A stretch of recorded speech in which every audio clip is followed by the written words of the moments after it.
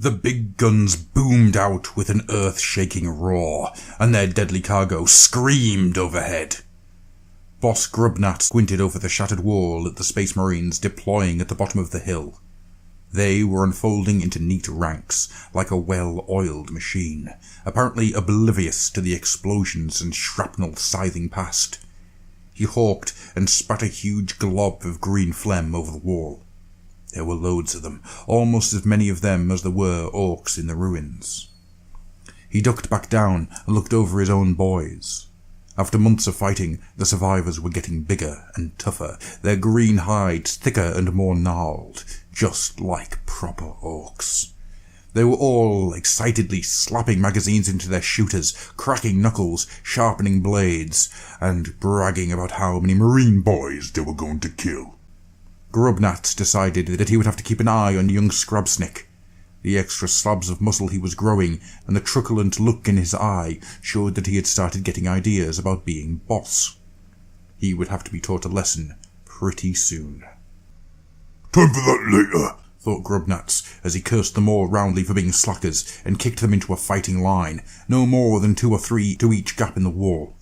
The last boys were just in place as the Space Marine bolter-fire began blasting lumps out of the wall. Grubnat bounced to his feet and started blazing away, the boys following suit. Up and down the ruins he could hear shouts and other mobs firing, though Grubnat reckoned he got off the first shot. The noise alone was incredible. It pounded at his ears like a tribe of insane drummers. Great daggers of flame stabbed out of the shooters, and hot shell casings spewed everywhere. The resulting storm of fire whipped across the armoured ranks, and sparks flew as shots ricocheted off the Space Marines' armour. Some of them fell, but the line kept stubbornly advancing. There was a flash and a roar a split second before Grubnat found himself hurled to the ground. A series of raucous explosions followed. Rubble and dust flew from the walls with each concussion. Smoke and flames were snaking through the ruins as the boys clambered to their feet. Several were wounded, and some didn't get back up at all, even when they were kicked. Scabsnick was incautious enough to stand up right next to a gap in the wall, and was blown to bits by bolter-fire where he stood. Grubnats felt vaguely disappointed that he wouldn't get to fight Scabsnick now the stupid Zogger had got himself perished. The Space Marines was getting close now. Time to get back off to the courtyard. He led the dazed remnants of the mob in a crouching run back to the hollow shells of the buildings on the other side of the courtyard. Shots snarled and roared over their heads, but nobody was hit. There, the big guns were being readied for another shot. Slavers cracked their whips, eliciting thin shrieks of pain from the grots struggling to push the guns into position and lug more ammo forward. Grubnat took his boys to join up with the remnants of Rosgob's mob. Rosgob and his boys jeered them as they came back up, but it put more heart into the boys as they jeered back. "Got chewed up and spat out," Rosgob shouted.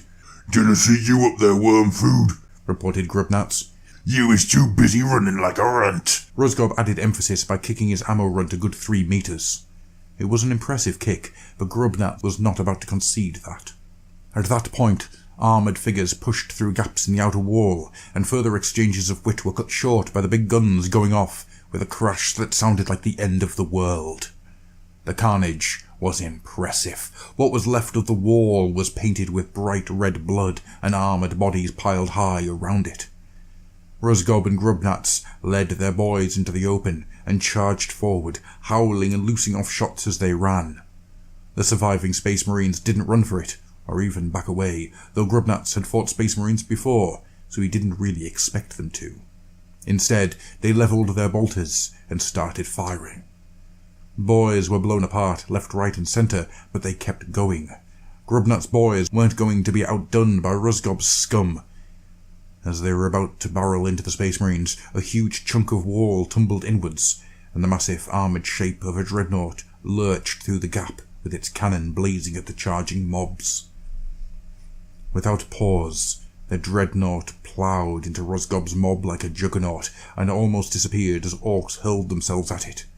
The Space Marines charged to protect the dreadnought, and in an instant the whole courtyard had dissolved into a sprawling hand-to-hand combat. This was the time all Orkz lived for, the roaring, blood-pumping, heart-racing mayhem of face-to-face fighting. Grubnats brought his chopper down on the helm of the first Space Marine he reached, but it glanced off the shoulder plate.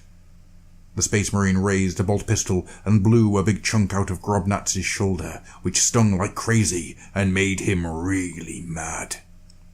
Grubnats struck back with a roar, hitting at the joints in the Marine's armor. Elbows, knees, neck, that was where they were vulnerable.